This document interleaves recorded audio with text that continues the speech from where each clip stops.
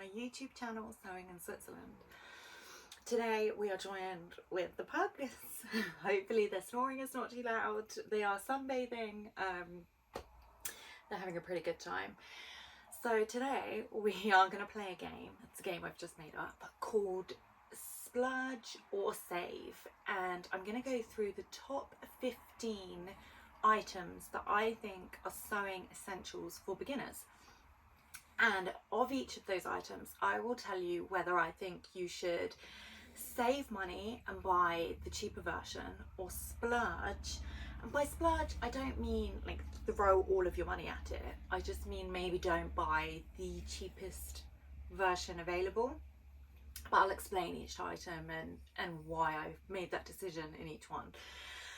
So we've got 15 items, and I think that with these 15 items you can successfully sew something, and certainly not get halfway through a project and then find out that it calls for something really obscure or something that you don't have. So we're going to go through these, and once you've got all of these in your sewing arsenal, then you have them to hand, and it just makes a sewing project so much easier when you have all the essentials and when you know what the essentials are. Because trust me, I know, I've been there. It's really hard when you're a beginner and you either go into a haberdashery store or you're shopping online, and it's really overwhelming, and there are so many versions of the same thing that it's almost impossible. It's impossible to even know what to Google to find out what you need, let alone to then go into a store or look online and find out that there's multiple versions of the same thing. Like it is really difficult. It is really tricky actually. So I'm going to go through and I'm going to tell you what they're called, what you need, and whether you know to buy into the marketing and buy the more expensive version. So let's get into it. You know I don't like a long intro. So I don't have glasses on, so I'm going to be here with the trusty post-it notes very close to my face today, I'm afraid.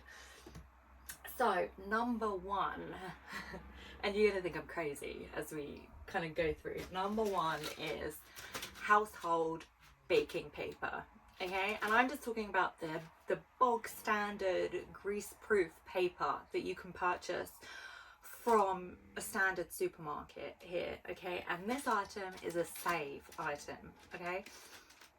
You will see in a lot of sewing shops that there's particular types of paper used for pattern tracing, and this is primarily for if you purchase like a paper pattern, and the paper patterns will come on one big sheet, and or maybe a couple of big sheets, but you know, multiple pieces on that one area, and they will tell you to cut it out to your size. Now if you cut it out in your size, you cannot then make a different size. So for me, my weight fluctuates quite rapidly, so I tend to trace the pattern from the paper pattern or even from the PDF to save kind of gluing it together twice. So there in the sewing shops, can't get my words out today, it's very warm here. In the sewing shops, they will sell tracing paper specifically for tracing off patterns and making pattern pieces. I would say you do not need to purchase this. 100% you do not need the fancy sewing paper. Grab some just standard grease-proof paper. You can see it's sheer enough to see the lines underneath, so you can just then draw onto the grease-proof paper and then cut it out. So first item, sewing paper, baking paper, save. Number two is pins. Now this is another save item. If you type sewing pins into Google, it is chaotic at best and really overwhelming at worst, okay? There's a lot of pins out there, and there are pins that are specifically for certain types of fabrics. So you get pins for denim, for certain denim weights, because it's such a thick fabric. You'll need a pin that's a lot sturdier than a standard pin. And the same with silk, for instance. You wouldn't want to use a standard pin on silk because it might snag the fabric. So you can buy very fine angled pins that are specifically designed for, you know, very luxurious, very lightweight fabrics. You're not going to need those at the beginning of your sewing journey. And if you say to me, Sam, I'm starting a project, I'm a new beginner sewist and I'm using silk, I will say no, walk away from the silk, okay? You want to get a few projects under your belt before you use a fabric that is very, very lightweight, very, very difficult typically to work with. So the types of fabrics that you're going to be working with are maybe knit fabrics and woven fabrics. So mainly cottons, I would say, or linens, or, you know, something in that arena. So you're just going to need a standard pin. So if you see pins that are super expensive, walk away from them. You just want a standard pot of pins. My recommendation would be get the ones that have a coloured head on top of the pin, because if you have animals or children, or, you know, are prone to stepping on things and you drop a pin, it's going to be really difficult to find. So I would get the ones with the coloured heads. Now you can usually get around the same price, there's not really any difference in it, but you can get plastic coloured heads on the pins or glass coloured heads on the pins. I would go for, if you have the option available to you, a glass covered pin top, because if you're pinning and then you need to press something with your iron, the plastic will melt. Mine are plastic and I have had a few pin casualties. So if possible, go for the glass ones. But that is a save item. Just get a standard pack of pins. And do you know what? You could spend all of the money on an expensive pack of pins, but they're still going to bend. They're still going to snap. They're still going to go blunt relatively quickly. So you will have to replace your pins on a kind of semi-regularly. Like, I tend to do mine once a year, to be honest, and I sew most days. So you will need to replace these. So there's no point buying the super expensive ones because they will wear and tear in the exact same way. So you're not gaining anything by the expensive ones. So let's move on to number three. So when you're making clothing patterns, or you're tracing a pattern, or you might move on to darts or something like that, you're going to need to mark at some point the fabric. So you can either use chalk, and chalk is a really good cheap alternative for marking fabric. I do not recommend this if you're left-handed. So I am left-handed and I've used chalk, and then I've gone along with my scissors, or I've gone along and I've pinned something, and all of the chalk markings have just rubbed off onto my arm. So I don't recommend using chalk or buying chalk if you're a left-handed person like I am. So I get pins and needles already. So you can use just a standard biro. Now I'm not promising that this will come out, but if you're using like a cheap fabric, you know, and we're just doing a practice run, just use a biro. You're not gonna lose anything. Everybody's got biro knocking around their house. If you did want to splurge a little, I think it's called Bic, the pen company Bic. I believe that they do one called FriXion, and it's spelt with an X. And that has like a rubber on the end, so you can mark the fabric and then just rub it out. But normally these markings do tend to come out in the wash anyway. Again, I'm not guaranteeing that, and don't use it on silk or anything, any expensive fabric. And don't mark the right way either. Always mark the inside of the fabrics and the wrong side. So I would save and just use a standard pen, and I won't tell anyone. Okay, so number 4, I think we're up to now. Practice fabric. Okay, so it's somewhere in between Splurge and Save. Now you're going to be tempted at first pass when you look on the fabric websites, when you go into the fabric shop, the cheapest fabrics are going to be called polycotton, and that basically means that they've got like they're cotton blend with like a plastic poly material in it. They will be the cheapest. They are often printed fabrics. I'm just seeing if I've got any to hand. They're often printed onto the fabric, so you can tell it because the colour tends to bleed, and they tend to be much cheaper. And I'm talking around, you know, a couple quid a metre here. So they're really great for crafts. They're really great for craft sewing, especially, you know, like bunting, Christmas sewing, like decorations.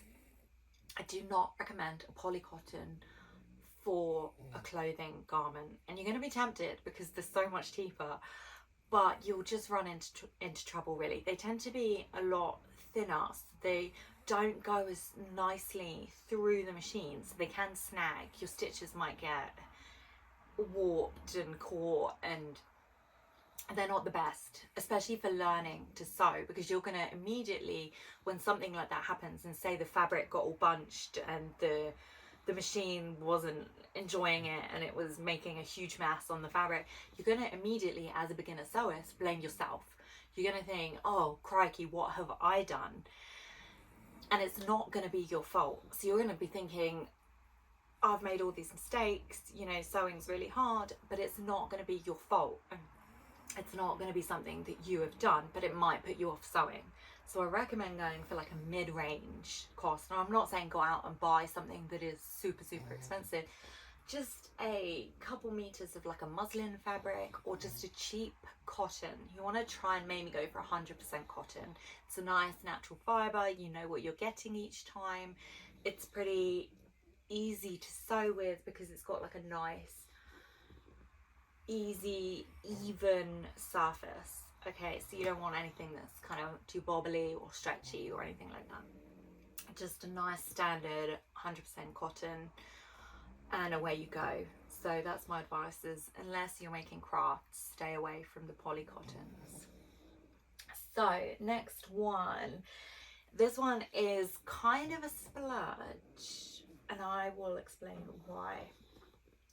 Good scissors. And these are going to be your fabric scissors, so you want to specifically go for fabric scissors. So if you're thinking mine look a bit weird, they're left-handed ones, so they're the opposite way round to what a right-hander would use, obviously. So cheaper scissors go blunt very quickly. They also can snag the fabric, which isn't something that you really want to be encountering before you've even got to the sewing. You're cutting it out and it's all gone AWOL. So you can buy rotary cutters and like mats for that, and they're a circular blade and you just roll it around. Now they can be quite difficult to get to grips with, so I don't recommend using that first pass. I recommend going for a nice hefty pair of scissors. Don't go for the cheapest because they can hurt your hands, and I don't know if this is a left-handed thing, but if I'm holding the scissors for too long, you know, you get the indentations and your hands can get a bit sore and a bit stiff. So go for a mid-priced one, but I'm not saying go out and buy like a pair of scissors for a couple £100. No, I'm talking, you know, like maybe 20 quid for a pair of scissors. Oh, that's a big stretch. Oh. It's very warm here and they're loving the sunshine. So next one, I've already lost count of where we are on the list. The next one's a good one. It's definitely I would call it a splurge actually. Good thread. So I'm looking at you. If you have recently been given I don't know, from a house sale or, you know, grandma's old sewing box and it's full of threads, throw them out. Throw them away right now. Cheap thread or old thread will make you think that you're a bad sewer. You are not bad at sewing, it is the thread.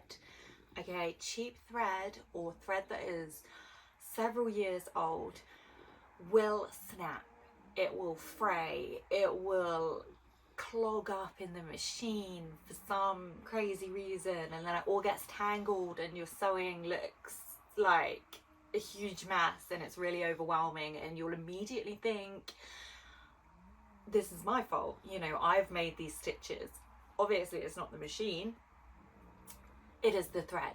It is the thread. So I tend to almost exclusively use Gutermann thread, and this might be, say, a couple of pounds for a spool of thread. I'm trying to work out how many meters, 100 meters, okay? And you might go into a store or a supermarket and they might have a deal on, and it might say, you know, you can get, I don't know, 10 packs of these for like £5. And you'll think, yeah, that's a great deal, I'm gonna get that. No, cheap thread is not your friend. It will cause more problems than it's worth. So I don't recommend that one. Gosh, huge bumblebee nearly came in then to join us. Okay, I'm gonna move on and hope that the bee doesn't come in. So the next one here is, I'm just checking my notes, but truthfully, I can't see them. So the next one on the list is just a standard notebook, okay? So this is safe because I'm sure everybody's got a notebook lurking around at home somewhere. That said, my inner child was like, let's all have a sewing group outing and all go to Staples and buy a load of stationery. So I'm with you, Let's go buy all the stationery. A sewing notebook. And I recommend in the sewing notebook, you make all of your sewing measurements and you record them in there. And I would just double check these every couple of months, you know, especially if your weight tends to fluctuate at all, then definitely check your measurements as you go. But I would record your measurements in the sewing notebook, and it just gives you this one place where you can just dump all of your sewing thoughts, all of anything that's going around your mind. If you've heard a sewing term and thought, oh, that's something I need to look up at a later date, just jot it in the notebook. It's a really invaluable thing to just have kicking around the sewing room. And then you can just scribble in like notes to come back to, or any issues you've had with fitting, any problems you've had and you want to revisit in your sewing journey. It's also really good if you want to learn something. So it's a really good place to put your goals down, what you want to get out of learning to sew. And that can be, you know, if it's dressmaking, or if you want to make homewares or anything, you can record all this in one place and then revisit it from time to time, and it's a good place to just get all your thoughts in order. So do recommend one of them.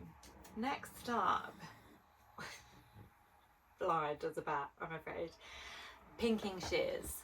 So this one I would say is a safe. You don't need expensive pinking shears. They will blunt surprisingly quickly, so I would just buy cheap versions when they start to blunt and just replace them as you go, because they don't last forever.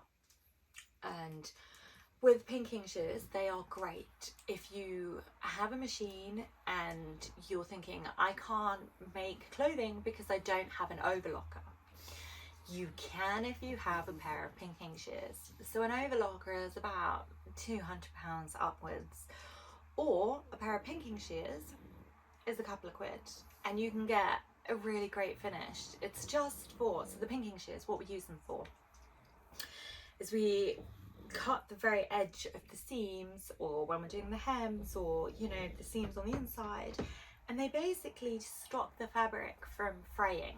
So it's invaluable. If you want to get into garment sewing, get a pair of pinking shears. They will make the garments themselves last a lot longer, and you don't need to shell out a couple of £100 very quickly just for an overlocker, and then have to learn an overlocker on top of learning to sew. It's overwhelming, it's too much. So just get some pinking shears, okay? So the next one, and I will put all of these notes in the description of the video so that you can think, Sam, you're going too fast, but I'll write it all in there so you can find it as and when you need it. So the next thing is sewing needles, and I'm talking about needles for the machine here. If you type in sewing needles for sewing machine, it's mind-blowing. There are so many different types of needles, and you can get needles for heavyweight fabrics, jersey fabrics, double point needles. There's a whole host of needles out there, and that's extremely overwhelming. And you might be thinking, well, I've got X machine, do I need the matching needles? No, you don't. You do not need the branded needles for your machine at all, but they do tend to have different names. Okay, so the one that you want is the all-purpose sewing needle.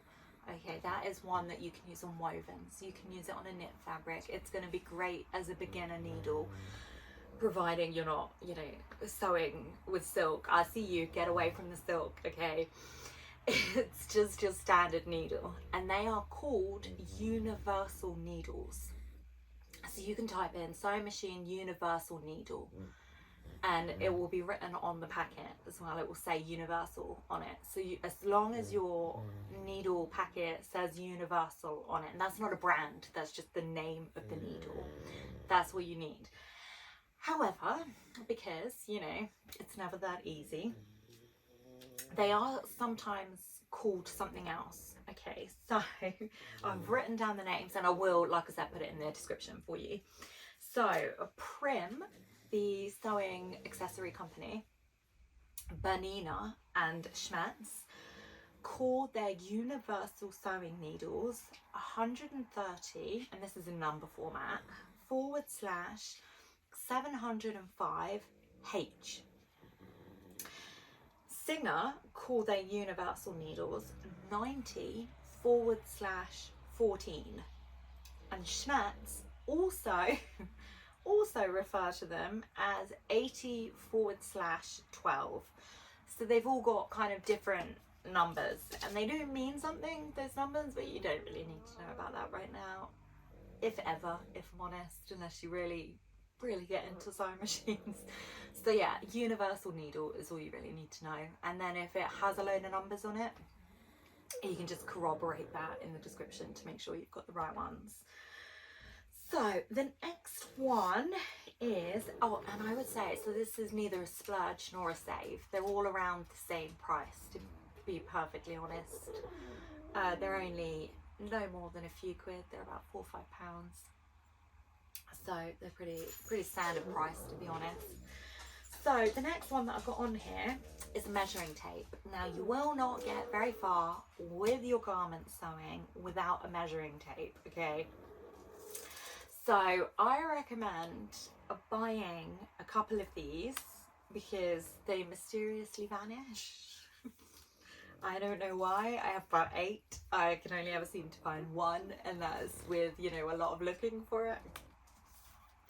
So these are about £1, £2 maybe at a push. You can pick them up really cheap, just in any sewing store, any haberdashery, they all sell them. I tend to buy one every kind of couple of fabric purchases because I do not know where they go. I have no idea. Into the void they go. So these are pretty good. You can see, if you kind of are in the store, there are ones on there that are really expensive, and they come all rolled up, and sometimes they have a button and they, you know, fling back. You don't need to splurge on this. You just need a bog standard measuring tape. There's no need to get measuring tape with all the bells and whistles. You will not need it. So definite save. What have I got next on the list? The next one is sewing machine oil. And I, for some reason, did not grab that. Sewing machine oil. Again, it's about £4 or £5. It's for all machines. You don't need a standard one, so you don't need one that's specific for Singer machines or one that's specific for Bernina machines. It's just one sewing machine oil, and they'll all be about £4 or £5. Prym sell them, the sewing machine accessory company, so you can get them from them directly. Do not use normal, normal machine oil. So like if you've got a, I don't know, a sports bike or something and it's got oil, don't use it. Do not use it. Use only specific sewing machine oil, or your sewing machine will not work. It will just break it completely, and that's just for regular maintenance. So if you get into sewing, you'll need to make sure that you're oiling the machine every couple months and just removing any fluff or any lint. I've actually got a video on cleaning out your sewing machine. Mine is a Singer, but it can be, it's the same process pretty much for any machine, so you can take a look at that if you need. So the next one is seam ripper. Now these come in handy for, well, it's for ripping out seams. They're really good. Again, they're about £2 or £3. They do have ones that are designed as ergonomic or, you know, slightly fancier. This one's plastic, but they do have ones where they're like, you know, thicker, and the price can escalate. You don't need it. You don't need it, okay? Just a cheap couple of quid seam ripper. They all do the exact same. They've all got that needle point at the end for kind of scooping out your stitches. Great for gathering stitches or just any mistakes, or, you know, they come really in handy. So I recommend actually getting a couple of them as well, because they also fall into the void and nobody knows where they go. So the next one that I have got on here is, oh goodness, I've completely lost count of what we were up to. So the next one I've got on my list that I actually can't see at all is an iron, okay? And I just really wanted to talk about this because I was talking to someone a couple of days ago about an iron actually. This was about 20 quid. It does the job, okay? So you want your iron to have the steam function, and that's about it really. You want it to get nice and toasty and nice and hot, obviously, but you want it to have this steam function, because you will need to give it a good steamy press sometimes to press open the seams and whatnot. So one that has a steam function. These are pretty standard in irons anyway now, so this was about 20 quid. To be honest, the bigger ones or the more expensive ones tend to be more of a hindrance when you're sewing than not. So I've seen the ones, you know, where they've got the built-in steamer and they're like a couple £100 and they're huge, they're so big, and they've got the big water tank, and you don't need it. You don't. In fact, you're probably going to find a bigger iron more uncomfortable to use, especially when you're pressing the seams and whatnot. You want to be able for it to be a standard normal smaller size, so that you can maneuver it easier, because we're going to be, you know, pressing on curves, we're going to be pressing seams open. You want that control rather than the power. So I would stick to a cheaper mid-price range iron, to be perfectly honest. And if you are kind of in the mood to shop, it's fine, I'm with you, then I recommend getting just a standard normal iron with the steam function, and instead investing in like ironing accessories, so like a tailor's ham, for instance, so that you can then press your seams open on that, and you can use it when we're doing curved seams as well. So that might help you with pressing, is to get more of the pressing accessories rather than the iron itself. That would be my advice. So the next one, I think we're on to the last one. I have lost all track of everything. I have got, I don't even know if it's off the list at this point, but I have got here some sellotape. So this is if you're tracing over the pattern, the paper pattern, or tracing over the PDF pattern that you've got, you're going to need some sellotape to stick the pieces together if you've printed the PDF pattern. So I will say, you go through this quite a lot. PDF patterns, when you print them, are normally quite chunky. You get like I don't know, 30-40 pages to print and then cut and stick together, so it can be quite hefty. So I would recommend getting a multi-pack of Sellotape. Now it doesn't need to be expensive Sellotape, but you will find some brands stick better than others. So it's fine on like normal printer paper if you're doing the PDF sticking, but if you've traced out and you're using the baking paper, greaseproof paper does tend to repel Sellotape sometimes, but it's only certain brands. So I would get a few different brands and work out which one sticks best to the paper for you. That would be my advice. Okay, and I'm just going to say it's number 15. Number 15, because who knows at this point. So the final thing that you need to have as a sewing beginner is realistic expectations.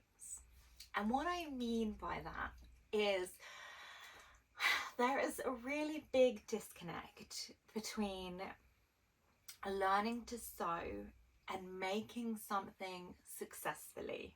Okay, we are learning to sew together. You know, I've got sew alongs that you can follow along with, and I try always to respond to any messages if you have any queries about anything.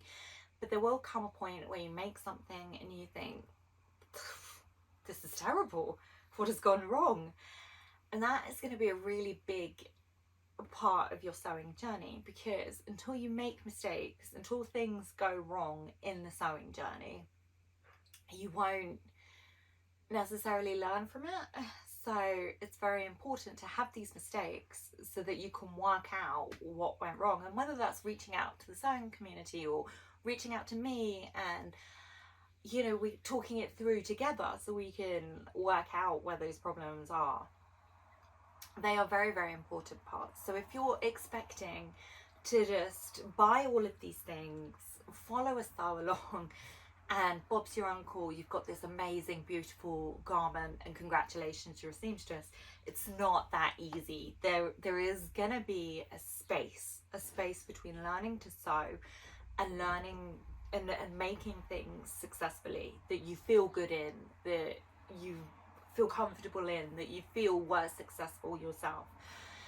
That said, remember, you are your harshest critic.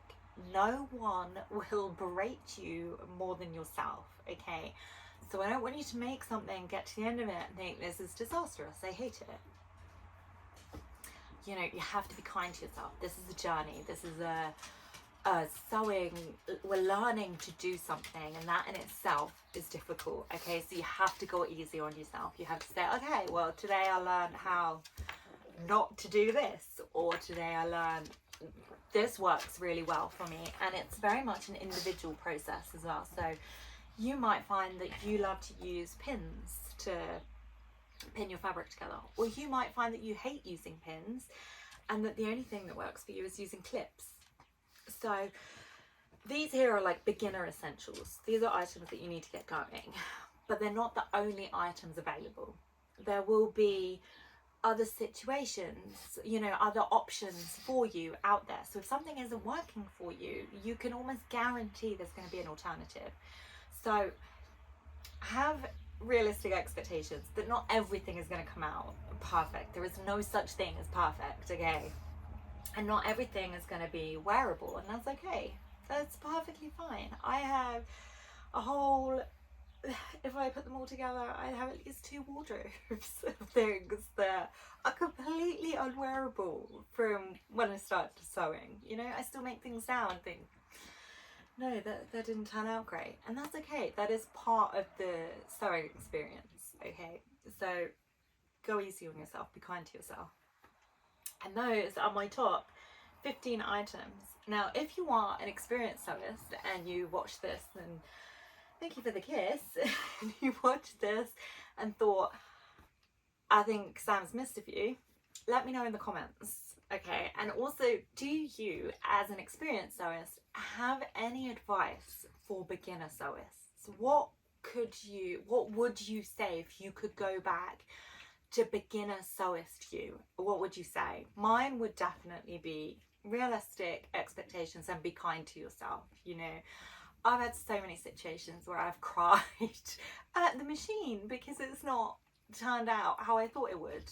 And those are the times in hindsight that I learnt the most, but they're also the most frustrating. So it can be easy to think, well, I'm never going to do that again. That was terrible. That was the worst experience. So be kind to yourself. You know, it's a learning curve.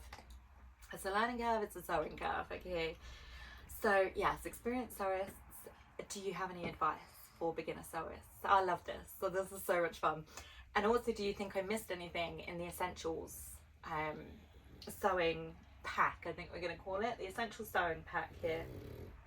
I would be very, very keen to know your thoughts. And as always, thank you very much for watching. I look forward to hearing from you. And if you haven't already, I would be so grateful. It really means a lot to me, honestly, if you could like and subscribe to my channel. Thank you very much. Have a great day. Bye.